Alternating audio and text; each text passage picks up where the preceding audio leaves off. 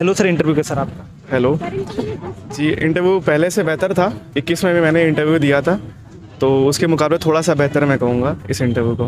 तो पहले पिछली बार आपका सिलेक्शन हुआ था सर? नहीं, पिछली बार सिलेक्शन नहीं हुआ था। सर आपका नाम और अपने एजुकेशनल बैकग्राउंड के बारे में। मेरा नाम अक्षय पांडे है और मैंने बीए की डिग्री हासिल की है यूनिवर्सिटी ऑफ इलाहाबाद से। इलाहाबाद से।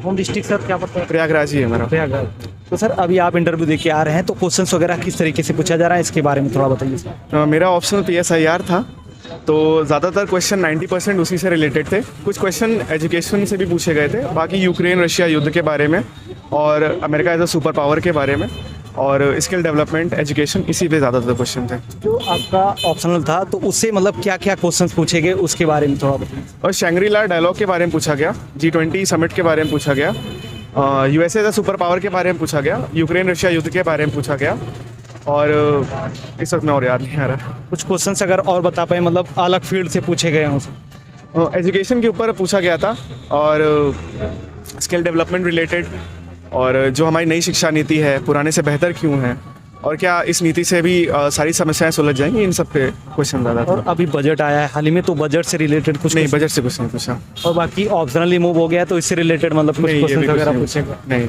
ये भी नहीं। और यूपी से रिलेटेड या फिर आपके डिस्ट्रिक्ट से रिलेटेड?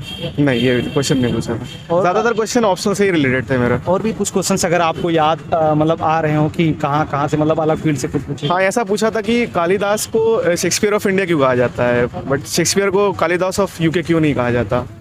ठीक है, और आप किस बिना पे कह सकते हो कि USA एक सुपर पावर है और इंडिया का क्या स्टैंड होना चाहिए रशिया यूक्रेन युद्ध में, ये सब। और सर बहुत सारे छात्र अभी तैयारी कर रहे हैं 2023 के लिए। सर सबसे पहले बता दीजिए आपका मीडियम क्या है? इंग्लिश मीडियम है। English medium. तो बहुत सारे छात्र सर अभी 2023 के लिए प्रिपेयर कर रहे हैं, तो क्या स्ट्रेटजी उनको होनी चाहिए, आपने क्या फॉलो की थी? क्योंकि आप अभी 21 में आपने इंटरव्यू दिया था और वहाँ भी प्रीलिम्स आपने दिया था, अभी आप यहाँ भी इंटरव्यू देने आए हैं, तो प्रीलिम्स आप पार करके आए हैं, तो प्रीलिम्स में क्या क्या बाधाएं आती है उसको बताइए और तैयारी किस तरीके से होनी चाहिए? देखिए, प्रीलिम्स जो है वो फैक्ट्स पे फोकस करता है ज़्यादातर। जितना ज़्यादा आप फैक्ट्स मगअप कर सकते हो आप करो, और स्पेशली जो पहले के पैटर्न है आप प्रीलिम्स के पेपर को सॉल्व करो और जितने ज़्यादा से ज़्यादा टेस्ट लगा सको, क्योंकि टेस्ट का ऐसी कोई यूटिलिटी तो नहीं है, बट ये कि आपको कॉन्फिडेंस बढ़ता है और कई सारे फैक्ट्स जो कहीं पे आपको नहीं मिलते हैं वो आपको मिल जाएंगे और डेफिनेटली आप कर पाओगे।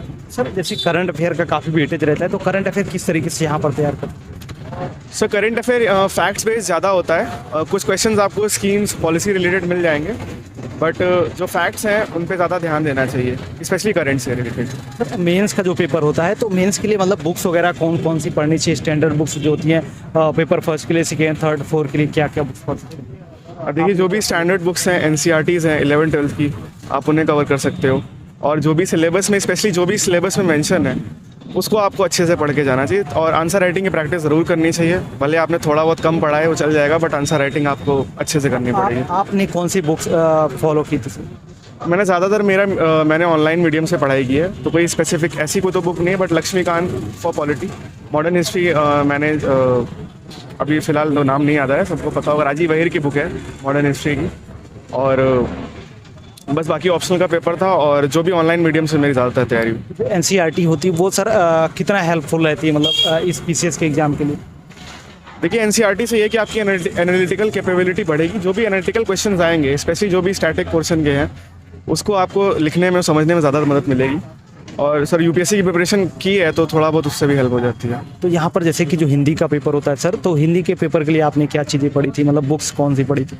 मैंने अलग से तो कुछ नहीं पढ़ा, ऑनलाइन मीडियम से ही जो मिल गया वो मटेरियल मैंने तो पढ़ा। कहीं पर आप कोचिंग वगैरह करते थे या फिर ऑनलाइन सोर्स से सेल्फ स्टडी की है, ऑनलाइन से खुद से सर्च करा। तो सर इंटरव्यू के लिए किस तरीके से तैयारी कर सकें, क्योंकि बहुत सारे कैंडिडेट्स वहाँ पर जाते हैं, तो क्या होता है कि पहली बार इंटरव्यू देने जाते हैं तो एकदम से हार्ट बीट बढ़ी रहती है, तो उसको काम डाउन कैसे कर सकते हैं और उसके बाद तैयारी उसकी कैसे करें? बस ये सोच के थोड़ा सा इनफॉर्मल रही है, बहुत ज़्यादा फॉर्मल होने की आवश्यकता नहीं है, जितना मैंने देखा है, क्योंकि वैसे भी मेंबर्स आपको बहुत ज़्यादा कंफर्टेबल फील कराते हैं, वो नहीं चाहते कि आप डरे सहमे रहो। इवन दे आस्क कि अगर आपको प्यास लगी आप पानी पी सकते हो, आप आराम से बैठे हो कि नहीं बैठे हो, आप सोचने के लिए समय ले सकते हो, और ज़्यादा घबराने की ज़रूरत नहीं है, बहुत कॉन्फिडेंटली जाइए। नहीं आता है तो आप सॉरी बोल सकते हैं, बाकी आप हो जाएगा, कोई दिक्कत। मॉक इंटरव्यू आपने दिया था? हाँ सर। कितना हेल्पफुल रहता है सर मॉक इंटरव्यू? मैंने एक ही मॉक इंटरव्यू दिया था उत्कर्ष क्लासेस में, और वहाँ पे ये होता है कि जो पैनलिस्ट होते हैं ज़्यादातर वो एक्स मेंबर्स होते हैं या फिर रिटायर्ड ऑफिसर्स होते हैं, तो कई बार उनसे जब आप वार्ता करते हो तो आपको लगता है कि एक माहौल मिलता है आपको, स्पेशली जो यूपीपीसीएस आयोग है या फिर यूपीएससी आयोग है, उस जैसा माहौल मिलता है, तो आपको जो थोड़ा बहुत डर होता है वो ख़त्म हो जाता है, और स्पेशली जो फीडबैक होता है वो एक अच्छे लेवल से आता है, तो आपको काफ़ी मदद मिलती है उसमें। Okay, thank you so much sir बात करने के लिए। आशा करता हूँ कि आपका सिलेक्शन इस बार जरूर होगा। Thank you.